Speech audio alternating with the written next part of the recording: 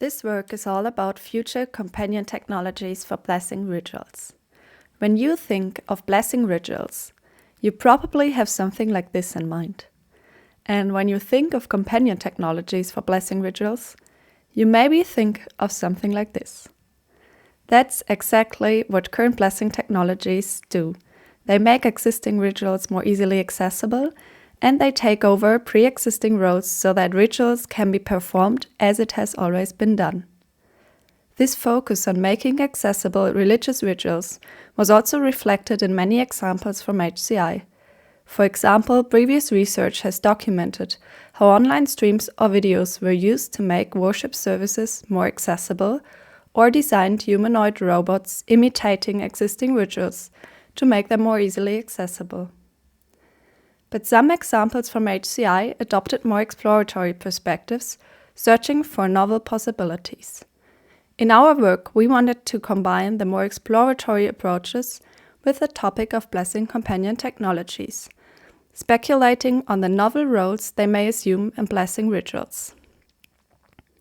We expect this approach to also be valuable for practitioners, given that current real-world blessing technologies also only imitate or supplement existing blessing rituals to make them more easily accessible.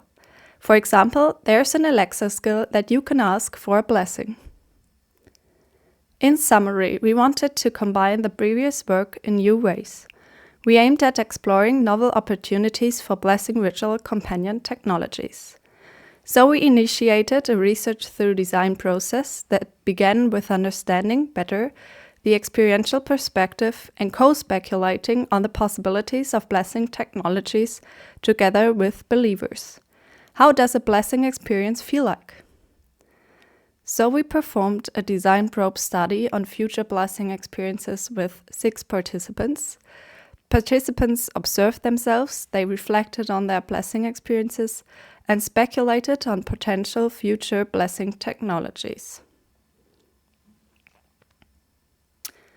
Analyzing the data, we learned 3 essential things about the blessing experiences.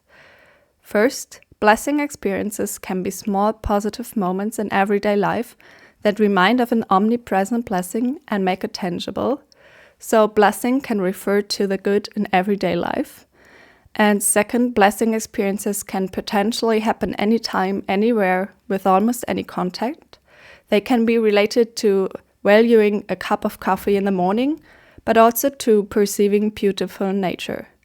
And third, blessing experiences do not occur on demand, so giving up control is necessary. Especially the last insight captured our attention, because it stood in contrast to what current blessing technologies do. This perspective was also reflected in participants' ideas for novel blessing technologies and subsequent expressions. For example, one participant said, "Blessing technologies need to fascinate me, since it has a little bit of a magical component to it, I've noticed. So it's more than rational." We summarized this experiential quality using the term uncontrollability. Uncontrollability comprises the experience that something or someone is not fully controllable, accessible, plannable, visible, available, traceable, graspable, enforceable, or knowable. But how to design for uncontrollability? To explore this question, we engaged in various ideation activities. For example, we explored the occurrence of uncontrollability in our surroundings, where we found the abstractness, ambiguity, and slow change of clouds or shades from trees to reflect uncontrollability. Also, we used sketching and prototyping to concretize and integrate what we learned into the design of a novel blessing technology. Through these activities, we learned that uncontrollability could be reflected at several levels, such as the form or the interaction level. The form could be abstract and the visual appearance could be slowly changing. And the interaction could be initiated by technology instead of users. All of these activities resulted in an early idea of what became the blessing companion. The blessing companion is an abstract-shaped artifact that itself functions as a reminder and invites open exploration. It seeks to support people in becoming more aware of blessings and create small moments in everyday life dedicated to fascination and the conscious perception of the good. If one approaches the blessing companion, it recognizes the person and gives a hint of something good from everyday life. However, this hint is initially incomprehensible. One can only wonder what it is.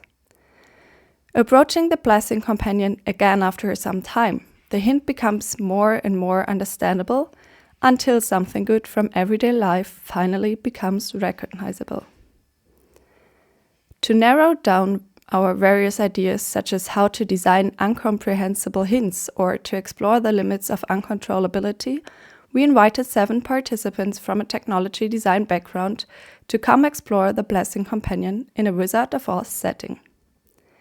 Through this study, we learned a lot about the necessity of frictions when designing for uncontrollability. Interacting with a blessing companion is not always positive or negative. It's not always interesting or boring. It's always both. It can stimulate curiosity and invite playful speculation, but can also be overwhelming or boring at times. And it seems like this mode of designing for multiple experiences, positive and negative, and for the friction is necessary when designing for uncontrollability. Despite all our results, one can still wonder, why should anyone be open to companion technologies that do not immediately satisfy user needs and limit human agency? Turning back to literature, we learned 2 major things from sociology. First, uncertainty and openness are part of human existence. Life is contingent and parts of what we experience always remain uncontrollable to us.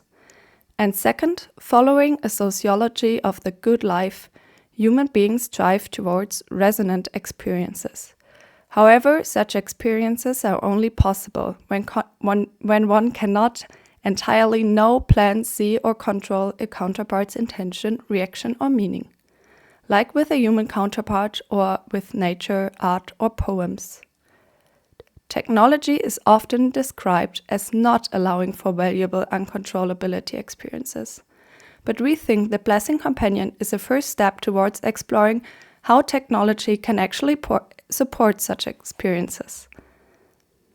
To support others in designing for uncontrollability, we have summarized our approaches along the 3 areas: content, form, and interaction.